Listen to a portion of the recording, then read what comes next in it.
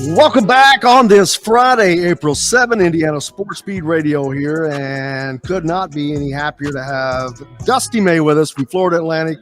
So gracious to join us again, as he has many times before, fresh off of your Final Four appearance. First of all, congratulations, Dusty, on an absolute incredible season. Thank you, Jim. It was a wild ride, but we had a lot of fun.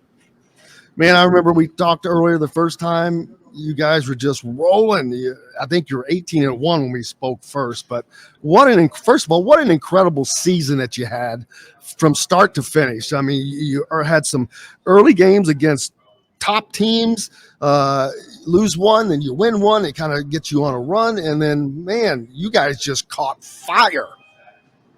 Yeah, we did. We were consistent all year. And, I told our staff I couldn't be more impressed with our guys. Once you get on a roll, you become the hunted. And for them to be able to fend off all challenges and elevate their level of play for so long is impressive. But it's a testament to how much they like to compete and love the game.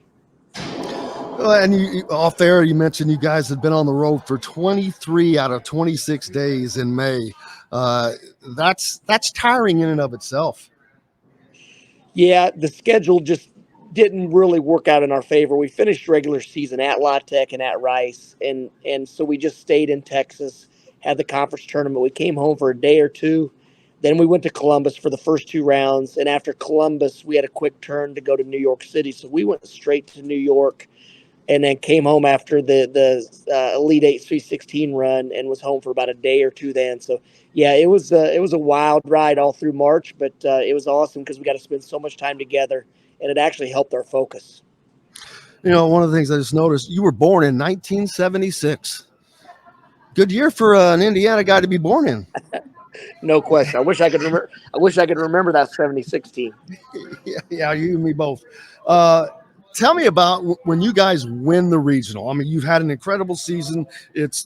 Everything's going great. You had a big win over Florida early on, and you win all those games in a row. But when you win the regional and you're going to the Final Four, I know you're so calm that it probably still hasn't set in. But what was that moment like?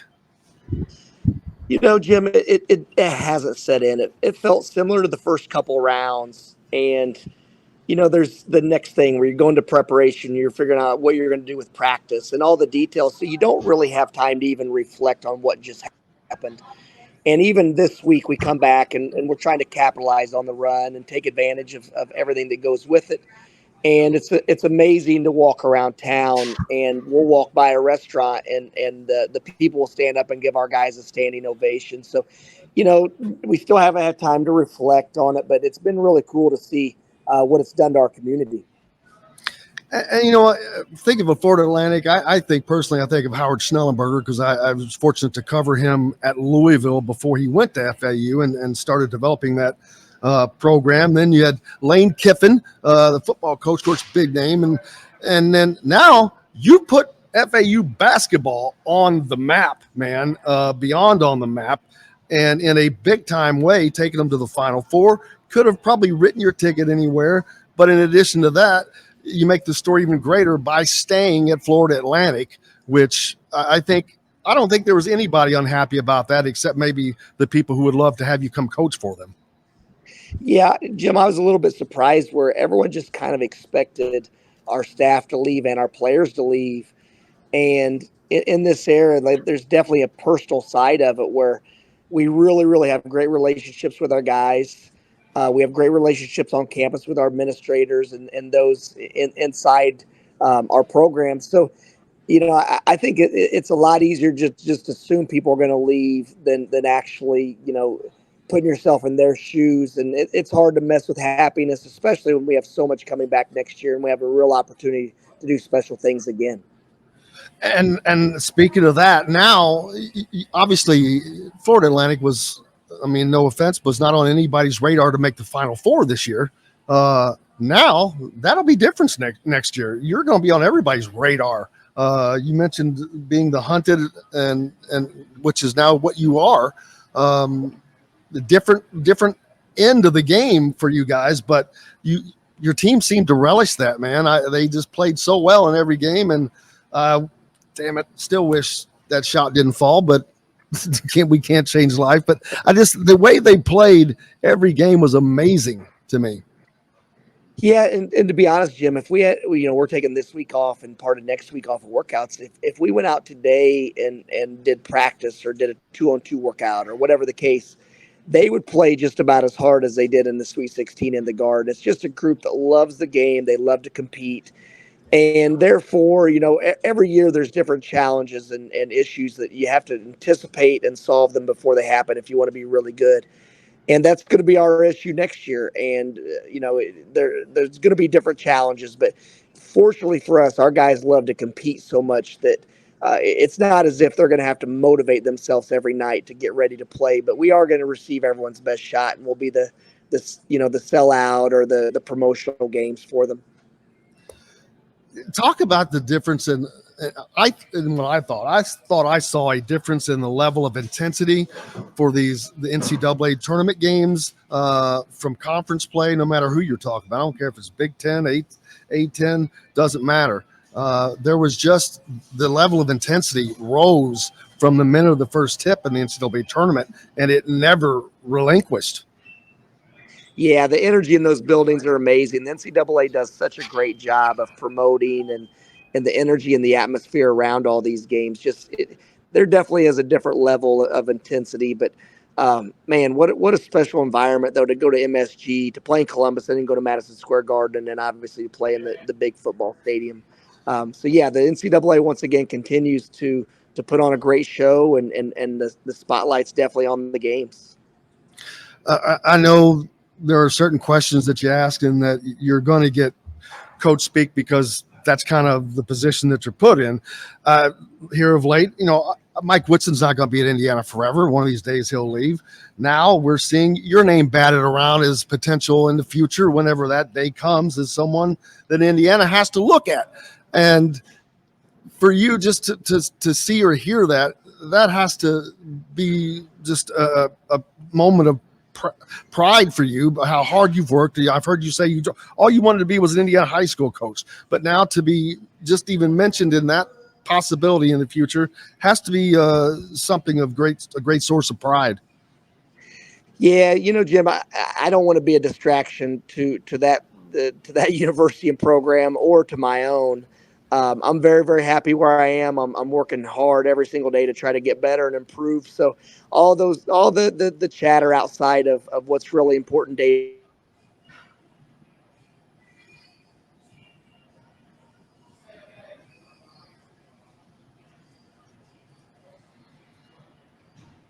Big Dusty lost the signal there for a second. We'll get him back on here. Of course, yeah, he's not going to I didn't expect much more than that from that question because, like I said, you're put in a position that that's what you have to do. But Dusty back with us. Dusty, do you guys have to hit the portal at all this summer?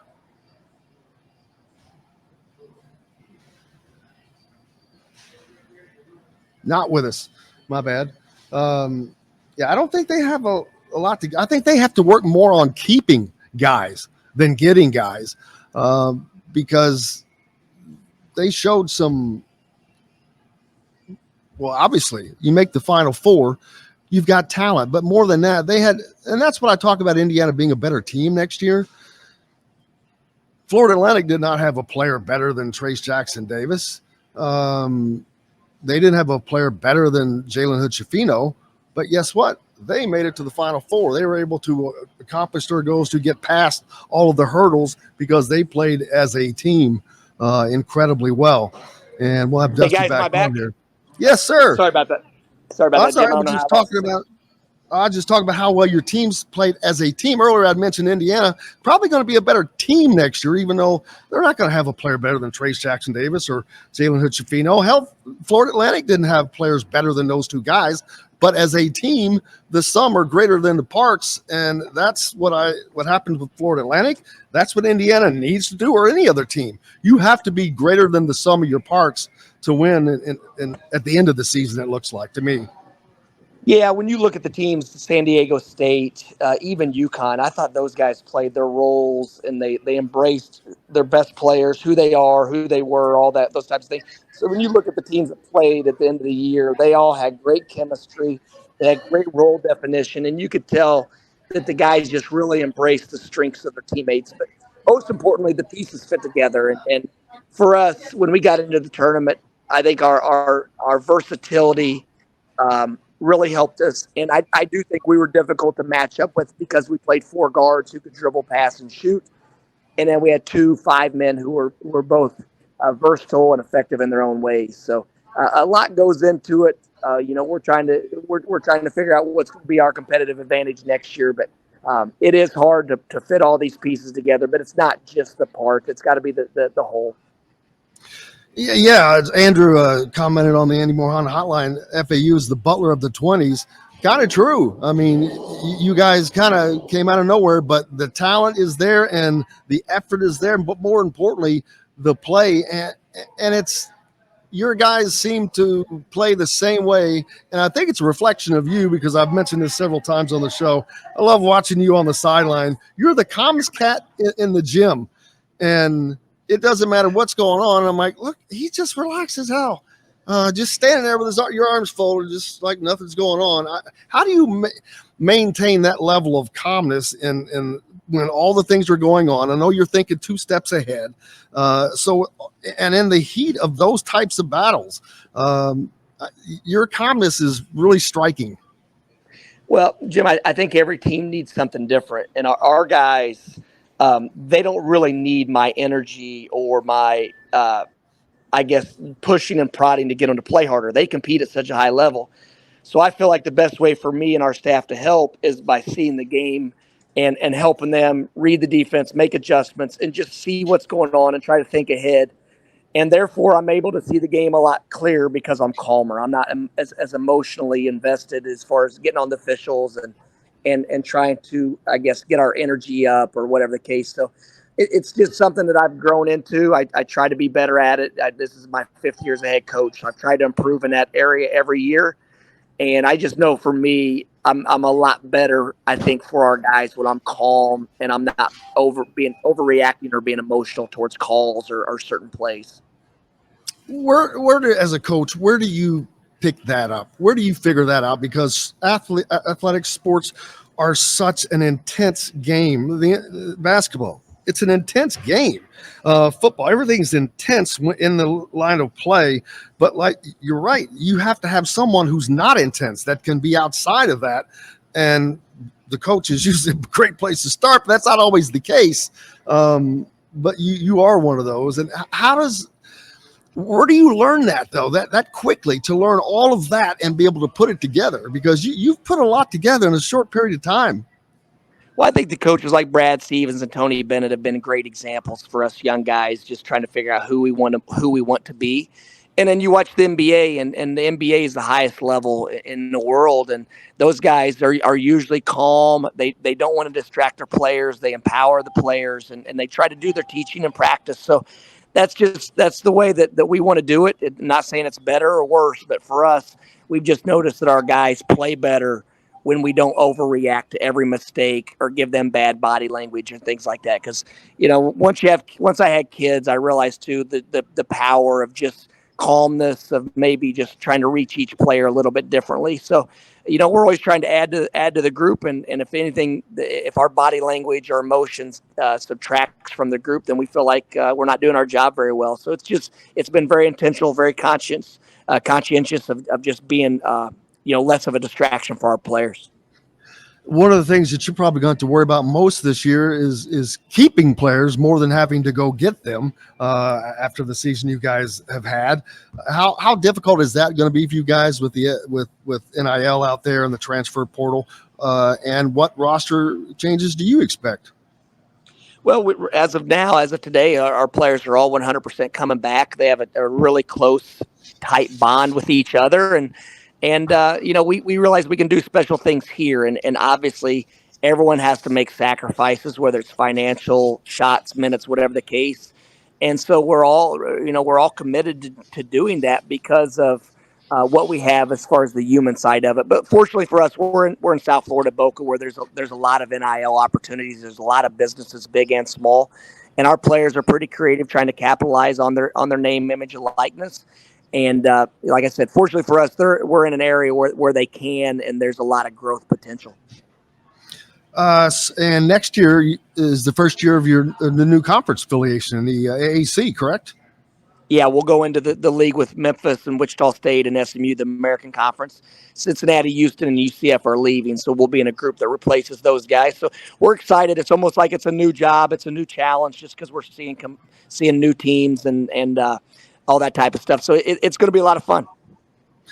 Moving into that, a new conference, what differences are you expecting, especially after the season you guys have had? You probably would have been able to slide in there kind of quietly, but that's kind of out. That ship has sailed when you come in with a Final Four performance.